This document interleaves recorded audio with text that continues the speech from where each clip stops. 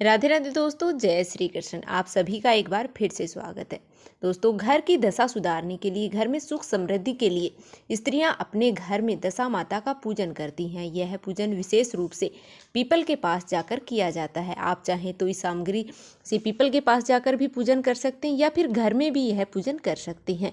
तो आज की वीडियो में हम जानेंगे दशा माता की पूजन के लिए हमें कौन कौन सी सामग्री की आवश्यकता है। यह जो पूजन है यह चैत्र मास के कृष्ण पक्ष की 10वीं तिथि को किया जाता है।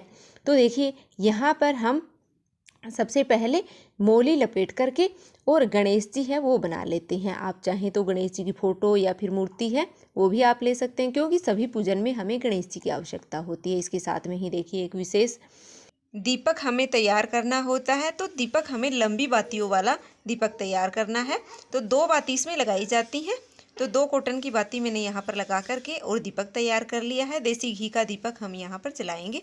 उसके बाद में धूप मैंने ले ली है।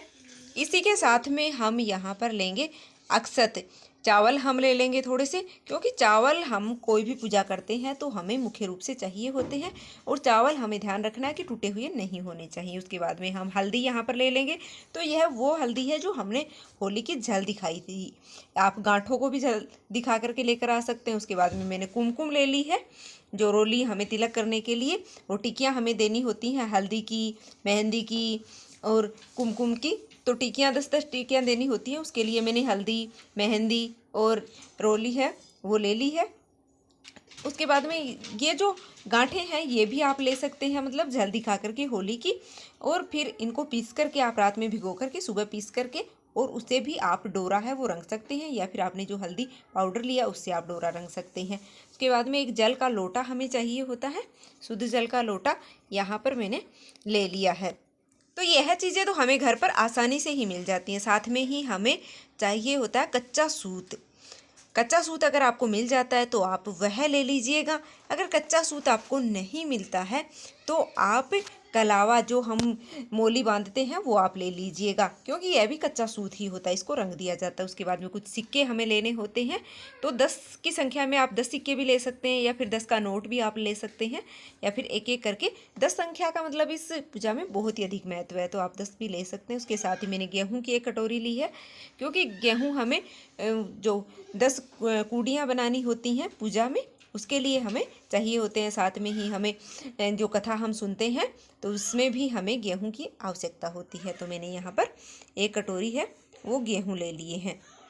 तो यह चीज़ें हमें पूजा के लिए ज़रूर से चाहिए होंगे। इसी के साथ हमें भोग लगाने के लिए मीठे पूड़े आप ले सकते हैं, मीठी पूड़ी आप ले सकते हैं, या फिर हलवा भी आप ले सकते हैं। तो यह चीज़ें हैं वो भोग लगाने के लिए, क्योंकि गेहूं के आटे से बनी हुई चीज़ों का ही इसमें भोग लगाया जाता है। तो यह आप ले लीजिएगा। और साथ में ही हम चींटियों के लिए भी यहाँ पर कुछ खाना निकालते हैं। तो आटा और गुड़ है वो मैंने यहाँ पर निकाला है।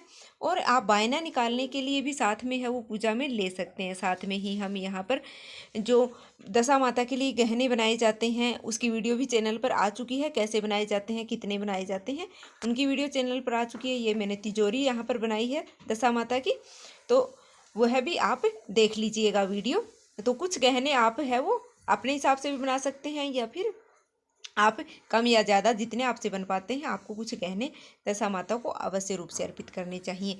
इसके साथ में ही हमें दशा माता को है वो चुनरी भी, अगर आप चुनरी अर्पित करना चाहते हैं तो चुनरी या कुछ सुहाग की चीज़ें भी आप दशा माता को है वो अर्पित कर सकते हैं। तो यहाँ मैंने चुनरी और चूड़ियाँ ली हैं और सिंदूर लिया है। साथ में ही हम यहाँ पर पुष्प भी लेंगे। जो भी पुष्प आपको मिल जाते हैं वो भी आप दशा माता को अर्पित करने के लिए ले लीजिएगा। और सुहाग की सामग्री आप ले भी सकते हैं या फिर आप स्किप भी कर सकते हैं। इसके साथ देखिए, आप घर पर पूजा कर रहे हैं तो या तो आप छोटा पौधा है वो गमले में लेकर आ सकते हैं, या फिर आपको पौधा नहीं मिलता है तो आप पीपल के 5 पत्ते भी लेकर के आ सकते हैं, उनसे भी आप पूजा कर सकते हैं। पूजा में मतलब पीपल का बहुत ही अधिक महत्व। तो उसके बाद में दक्षिणा मैंने यहाँ पर ली है। तो आप पूजा में रही कमियों को पूरा करती है दक्षिणा, तो आप दक्षिणा है वो अवश्य रूप से ले लीजिएगा। तो यह थी दशा माता की पूजा के लिए सामग्री। तो इसमें आप कम और ज़्यादा है वो अपने क्षेत्र की मान्यता के अनुसार, अपने घर के नियम के अनुसार आप कर सकते हैं। अगर आपकी कोई सामग्री छूट भी जाती है तब भी आप पूजा है वो कर सकते हैं, क्योंकि भगवान है वो भावना के भूखे होते हैं।